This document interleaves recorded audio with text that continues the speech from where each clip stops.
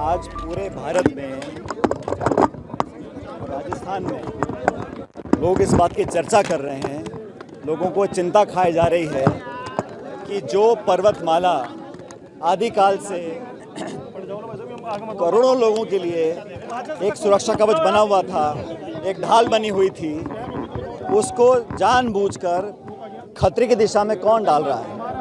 और कोर्ट का जो हाल ही में वक्तव्य आया है उसमें सरकार की बात को माना गया कि पर्वत की जो ऊंचाई है वो 100 मीटर मान ली जाए। फॉरेस्ट सर्वे ऑफ इंडिया का ये आंकड़ा है कि अरावलियों के पहाड़ों के अंदर 1,18,000 पहाड़ ऐसे हैं जो 100 मीटर से नीचे हैं और मात्र 1,048 पहाड़ ऐसे हैं जो 100 मीटर के ऊपर हैं। मतलब 90% से ज़्यादा जो अरावली का क्षेत्र है वो परिभाषा से बाहर हो जाएगा, वो सुरक्षित हो जाएगा। अब सरकार बोल रही है कि हम बिना परमिशन के इजाज़त नहीं देंगे। इस प्रकार के बैंड पिछले 20 साल से अरावली में लगे हुए हैं, हरियाणा दिल्ली में लगे हुए हैं। लेकिन जो अवैध खनन हो रहा है, जो सरकार की नाक के नीचे अवैध खनन आज भी जारी है, उसको रोकने की सरकार क्या कर रही है? आने वाली पीढ़ियों का भविष्य अंधकार में डालना चाहते हैं। इतना प्रदूषण देश के अंदर है और जो रेगिस्तान का फैलाव है राजस्थान में, वो रुका हुआ है अरावली पर्वतमाला की वजह से। अगर वो कुछ सालों के बाद नष्ट हो जाएगा तो दिल्ली तक रेगिस्तान पहुंच सकता है। चाहे वायु प्रदूषण हो, ग्राउंड वाटर हो, इकोलॉजी हो, बायोडाइवर्सिटी हो, हवा का प्रदूषण हो, उस सब में ये एक सुरक्षा कवच ढाल हमारे लिए है। और मुझे लगता है कि सरकार या तो विवश है या मजबूर है या नीयत में कोई कमी है कि बार बार क्लैरिफिकेशन दे रहे हैं, स्पष्टीकरण कर रहे हैं, लेकिन अभी तक इस मामले को सुलझाने के लिए सुप्रीम कोर्ट सरकार नहीं गई है ताकि परिभाषा को दोबारा से प्रस्तुत किया जाए। और मैं ऐसा मानता हूं कि गुजरात हो, राजस्थान हो, हरियाणा हो या दिल्ली हो, चारों राज्यों में चारों सरकारें भाजपा की हैं, केंद्र की सरकार भाजपा की है। तो ये डबल इंजन नहीं है, चार इंजन है और सारे इंजन लगातार दौड़ रहे हैं कि कैसे अरावली पर्वत को नष्ट किया जाए। तो पूरा देश, इसमें राजनीति का कोई चर्चा नहीं है, लेकिन अलग अलग सामाजिक संगठन, नौजवान, हम सब लोग कांग्रेस पार्टी के, आज NSUI राजस्थान ने यहाँ प्रदर्शन किया है, कल अलवर में प्रदेश कांग्रेस कमेटी का प्रदर्शन है, अलग अलग जिलों में, अलग अलग राज्यों में हम सब लोग चर्चा करें कि कैसे सरकार पे दबाव बनाया जाए और अरावली पर्वतमाला को, जो इतना फ्रेजाइल है, और भारत सरकार ने अंतर्राष्ट्रीय यूनाइटेड नेशंस में कहा कि अरावली पर्वत से हमारा ग्राउंड वाटर रिचार्ज होता है, हमें खेती के लिए पानी मिलता है, मानसून हमारा बेहतर रहता है, एयर पोल्यूशन में बचाव आता है। तो एक हेरिटेज साइज है, 2000 सालों से ज़्यादा ये पर्वतमाला रही है। मुझे और हम सब जो आजकल खासकर नौजवान पीढ़ी है वो आशावान है कि जनता का दबाव काम आएगा और सरकार दोबारा सुप्रीम कोर्ट जाकर इस मामले को सुलझाएगी। साथ ही साथ जो खनन चल रहा है, अवैध खनन, उस पर सिर्फ रोक लगाना है, घोषणा करना नाकाफ़ी रहेगा। सरकार को कदम उठाने चाहिए। जो लोग भ्रष्टाचार में लिप्त हैं, चाहे वो अधिकारी हों या कोई बड़े लोग भी हों, उसके खिलाफ कार्रवाई करें ताकि लोगों को विश्वास मन में जागे कि सरकार हमसे धोखा नहीं करेगी। भाई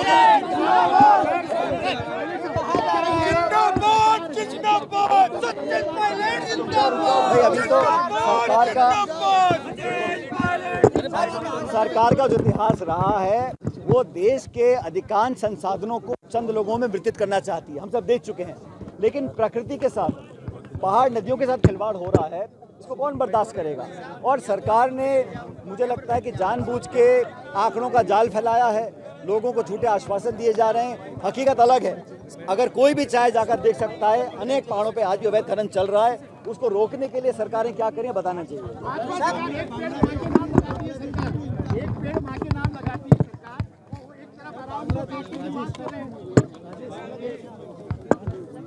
देखिए, मैं तो इतना कहना चाहता हूं कि लोगों का जो विश्वास है वो उठ रहा है। आप किसी भी आम नागरिक से पूछ लीजिए, उसकी कोई विचारधारा हो, कोई धर्म जाति हो, किसी वर्ग से आता हो, कोई भी व्यक्ति नहीं चाहेगा कि प्रकृति से खिलवाड़ हो।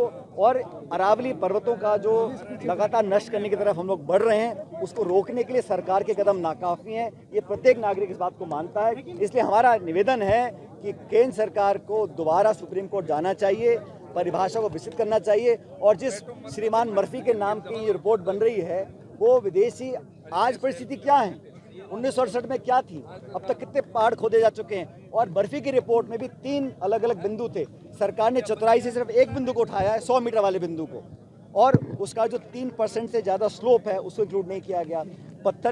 पर्वत की 100 मीटर की ऊंचाई कहाँ से नापी जाएगी, सी वाटर लेवल से, नीचे से, इस पर स्पष्टीकरण नहीं किया, सिर्फ 100 मीटर को पकड़ के बैठे हैं। और जैसे मैंने कहा, सरकार की agency FSI, forest survey of India ने कहा है कि 1,18,000 पर्वत 100 मीटर से कम ऊंचाई के हैं, मात्र 1,048 पहाड़ हैं जो 100 मीटर से ऊपर हैं।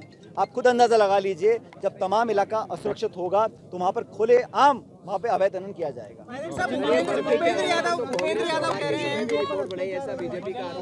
ये तो सरकार हमेशा बोलती है, नेहरू जी ने ऐसा किया, इंदिरा जी ने ऐसा किया, मनमोहन सिंह ने ऐसा किया।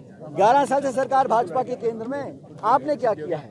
आपकी सरकार प्रदेश राजस्थान में, हरियाणा, दिल्ली में है, आप लोग क्या कर रहे हैं? आप लोग, जनता के मन में विश्वास क्यों पैदा हो रहा है? आज कोई आपकी बात को मान क्यों नहीं रहा है? क्योंकि लोग जानते हैं कि आपकी नीयत ये है कि आंकड़े दिखाओ, भ्रमित करो, मीडिया में बातें फैलाओ और अंत में कुछ लोगों को फायदा पहुंचाने के लिए सारा काम किया जा रहा है। भूपेंद्र यादव कह रहे हैं कि 0.19% ही होगा खनन। 0.19% भी सिर्फ आंकड़ा है ना, इसमें भी लगभग 70,000 एकड़ जमीन आप खनन कर सकते हो। और जब भाई आप बैन लगा रहे हो खनन पर, लेकिन अवैध खनन का क्या होगा? अवैध खनन तो चल ही रहा है ना भाई। खनन पर बैन लग सकता है, लेकिन अवैध खनन का क्या होगा? उसको सुप्रीम कोर्ट की मॉनिटरिंग हो रही है, बावजूद उसके लगातार यहाँ पर खनन हो रहा है। और आप सिर्फ 0.19 की बात कर रहे हो। मैंने अभी बताया आपको, जब ऊंचाई नापी जाएगी तो 90% जो पहाड़ है वो 100 मीटर से नीचे हैं, और 2 पहाड़ों के बीच में जो जगह है 500 मीटर का अगर गैप नहीं दिया गया, उसको भी खोद डालेंगे। और रोक कौन रहा है इसको?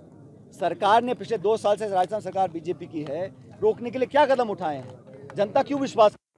नौजवानों में अब गया है और पेशेंस कम रह गया है। लेकिन आज हम सब गांधीवादी तरीके से मार्च कर रहे हैं, अलग अलग जिलों में कार्यक्रम हो रहे हैं। आज जयपुर में है, कल अलवर में है, हमारी मीटिंग होगी कार्य समिति की, कल और निर्णय लिए जाएंगे। लेकिन पूरा समाज जाति वर्ग से ऊपर उठकर, विचारधारा से ऊपर उठकर इस मुहिम से जुड़े हुए हैं।